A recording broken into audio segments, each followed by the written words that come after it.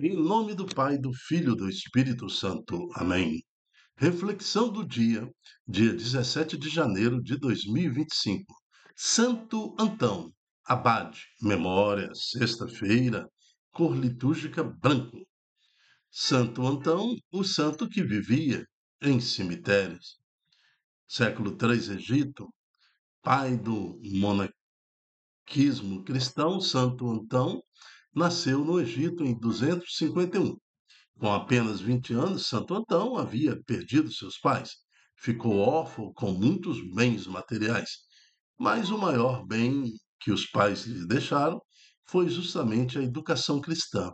Ao entrar numa igreja, ele ouviu a proclamação da palavra e se colocou no lugar daquele jovem rico, o qual Cristo chamava para deixar tudo e segui-lo na radicalidade.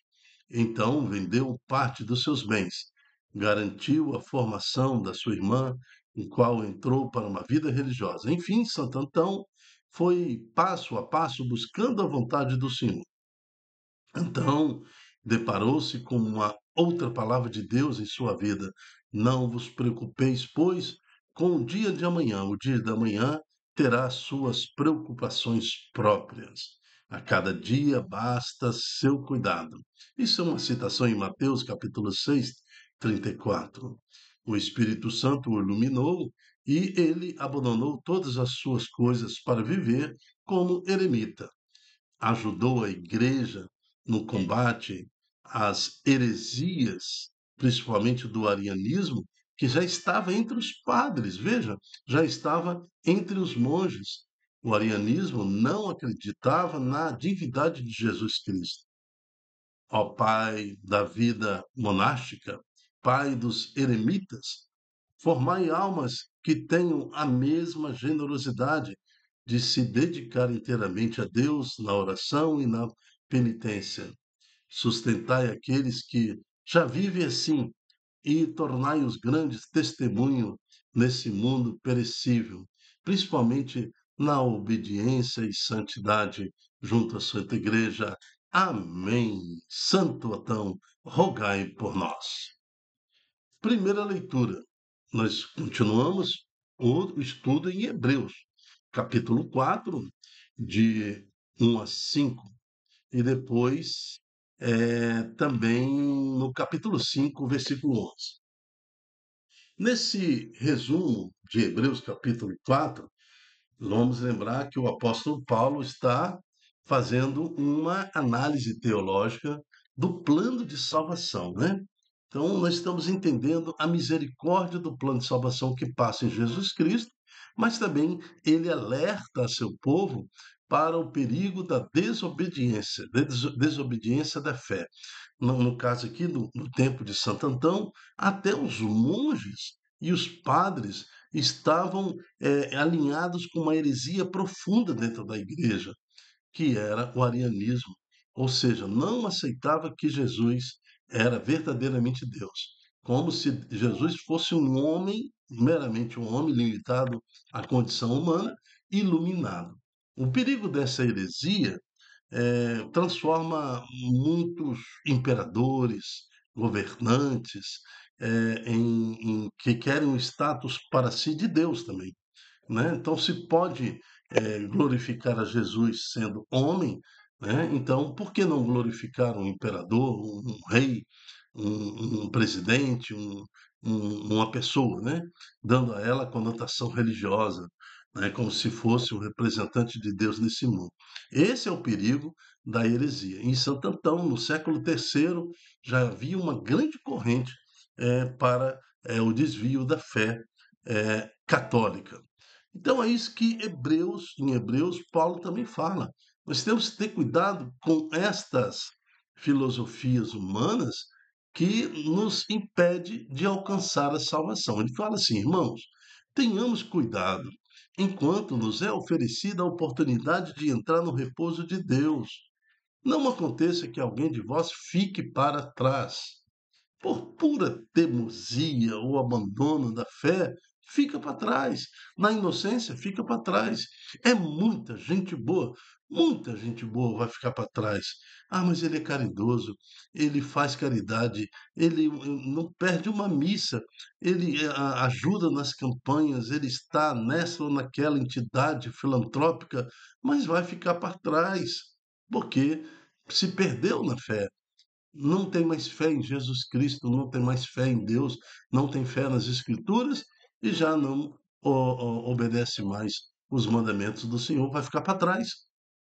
Também nós, versículo 2, como eles, recebemos uma boa nova, mas a proclamação da palavra de nada lhes adiantou, ou seja, para aqueles que vão ficar para trás, por não ter sido acompanhado pela fé naqueles que a tinham ouvido. Enquanto nós que acreditamos, entramos no seu repouso. Então, a condição para entrar no repouso, na salvação, porque Deus fez o mundo em 7 dias, depois, em 6 dias, o último dia foi o dia do repouso do Senhor. Não é que Deus foi para a cama dormir, não. O repouso aí significa glória, significa tranquilidade, significa paz, ressurreição, significa o Deus com o seu povo, Deus que há de nos permitir entrar no seu repouso. Repouso significa céu, tranquilidade, a organização de toda a ordem divina. Aí ele continua: é assim como ele falou, por isso jurei na minha ira, jamais entrarão em meu repouso. Então, quem não tem fé não entrará no repouso. Aconteceu isso lá no deserto, lembra disso? Quando Moisés tirando o povo do Egito, eles desobedeceram, perderam sua fé.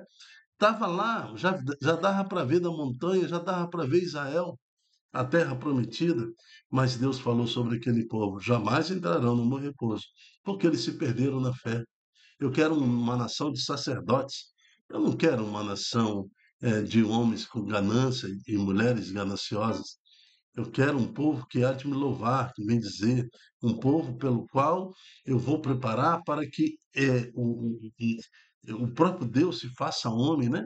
Então, alguns séculos à frente daquele povo veio Jesus. Mas aquele povo, essa geração, não vai entrar na terra prometida. Isso, não obstante as obras de Deus estarem terminadas desde a criação do mundo. Pois em certos lugares, versículo 4, assim falou do sétimo dia.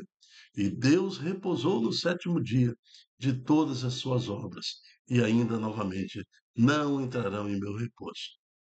Então, esse repouso do sétimo dia, é, lógico que a tradução humana levou ao repouso sabático, levou a uma série de confusão sobre o repouso, mas o sétimo dia, o repouso de Deus, significa a glória de Deus, significa a oportunidade dos homens de retornar a Deus.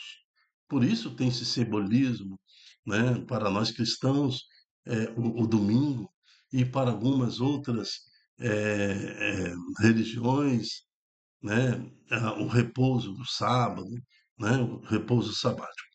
Mas tudo isso, esse repouso é um reflexo daquilo que verdadeiramente é o repouso, daquilo que verdadeiramente é o sétimo dia. O sétimo dia representa estar com o Senhor.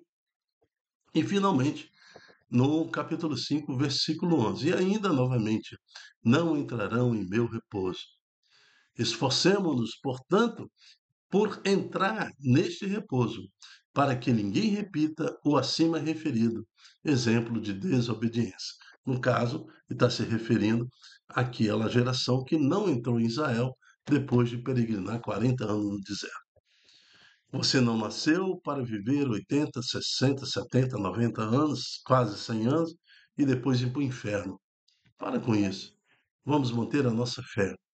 Nós precisamos transmitir a fé aos nossos netos, filhos, bisnetos, da mesma intensidade que recebemos dos nossos avós e bisavós. E eu vou te falar uma coisa: é séria a constatação de pais e mães que não vão transferir para seus filhos a fé, porque se perderam no caminho, né? Prefere a orientação filosófica mundana, prefere seguir ao Estado, prefere seguir as leis do país, prefere seguir as leis comuns, profanas, do que seguir a lei de Deus e transferir isso para os seus filhos, né? Então, que tenhamos fé e determinação, porque muitos ficarão para trás. O texto em Hebreus estava explicando: muitos ficarão para trás. O próprio Jesus perguntou: quando Cristo voltar, encontrará fé no mundo? Será que vai ter fé no mundo? Então, nós temos que perseverar, porque muitos cairão. E não estou falando de pecadores agressivos, não. Estou falando de gente passiva, de gente que aparentemente é muito bom, muito legal, mas vai para o inferno. Então, ir para o céu é uma determinação. Você tem que perseverar na fé, né? Perseverar, assim como exemplo de Santo Antão, que até entre os seus quase tropeça. Ele olha aquela nação de monges e padres tendendo a seguir uma heresia, ele combate, ajuda a igreja e, na pessoa de Jesus Cristo, converte todos para o caminho correto a seguir. Salmo de hoje é o Salmo 77. Não vos esqueçais das obras do Senhor. Tudo aquilo que ouvimos e aprendemos e transmitimos para nós, os nossos pais, a nossa geração, nós cantaremos as grandezas do Senhor e o seu poder. Não vos esqueçais da obra do Senhor. A liturgia de hoje é um apelo, é um pai e uma mãe apelando para nós assim: filhos, por favor, entre no caminho, corrige suas ações, seus pensamentos, né? Porque o dia está se aproximando, está vindo o dia da volta do Senhor Jesus. Não vos esqueçais da obra do Senhor. Evangelho está em Marcos, capítulo 2, de 1 a 12. O Senhor esteja conosco, Ele está no meio de nós. Proclamação do Evangelho de Jesus Cristo segundo Marcos. Glória a vós, Senhor. Alguns dias depois, Jesus entrou de novo em Cafarnaum. Então, anteriormente, ele teria ido na casa da sogra de Pedro e teria curado a sogra de Pedro, também curado alguns que estavam ao redor, né? Curou muitos, não todos, porque muitos também, alguns não tiveram fé, né? Embora Jesus estivesse ali do lado, não receberam a graça da cura, porque também não estavam ali de curiosos. Mas muitos foram curados. Então Jesus sai, depois retorna, né? Jesus entrou de novo em Cafarnaum. Logo se espalhou a notícia que ele estava em casa. E reuniram-se ali tantas pessoas que já não havia lugar nem mesmo diante da porta. E Jesus anunciava-lhes a palavra. Trouxeram então um paralítico carregado por 4 homens, mas não conseguiram chegar até Jesus por causa da multidão.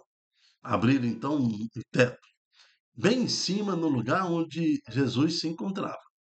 Por esta abertura desceram a cama em que o paralítico estava deitado. Quando Jesus viu a fé daqueles homens, ele disse ao paralítico: Filho, os teus pecados estão perdoados.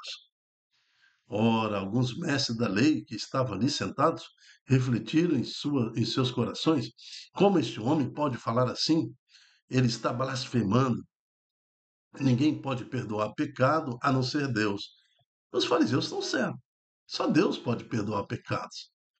E Jesus está certo, pois ele é o Filho de Deus, ele é o Deus que se encarnou.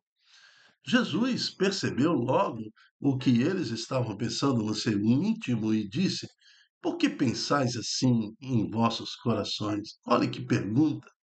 Por que pensais assim? Por que um pai e uma mãe incentivam seus filhos a cumprir uma lei mundana? Não, abortar não é mais crime, não. Agora a lei permite, né? Então, uma lei permite agora esta prática ou aquela prática em contrariedade aos mandamentos do Senhor. Não é mais pecado, não. Agora pode. Agora pode.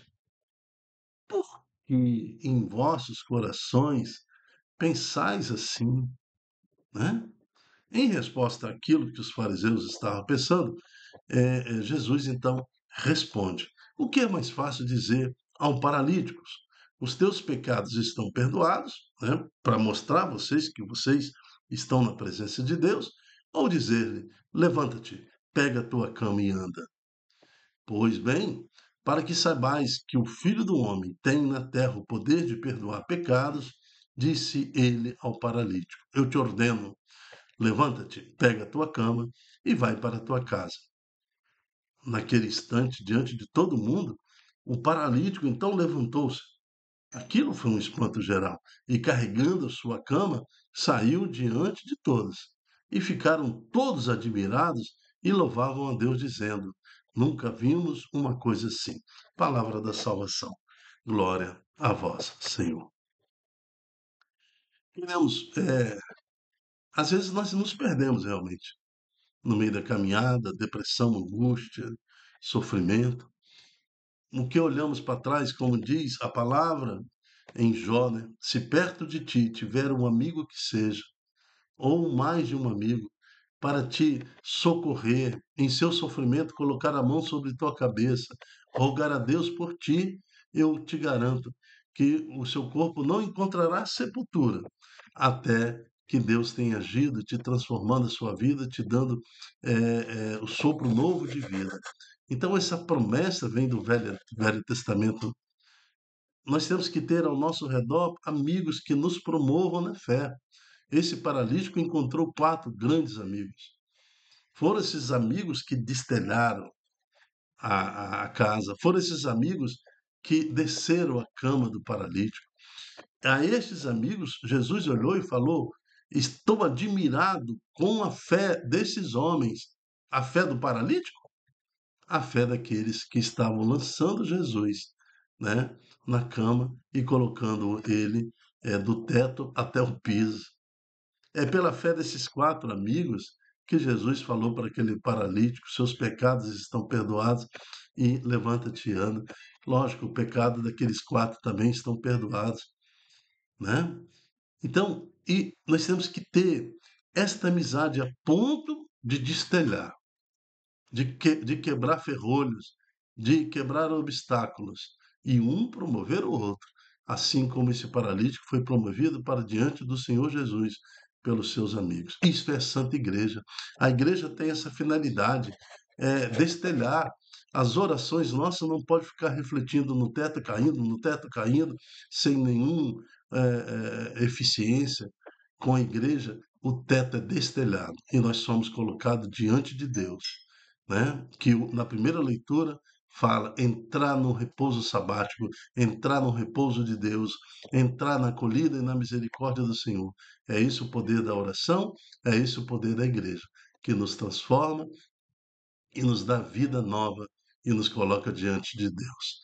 Cabe a cada pai e cada mãe colocar os seus filhos também diante de Deus. Quantos filhos precisam também, né, da ajuda desses dois amigos, o pai e a mãe, para colocar o filho diante de Deus e levantá-lo da paralisia, das drogas, das prostituições, de todos os desvios deste mundo.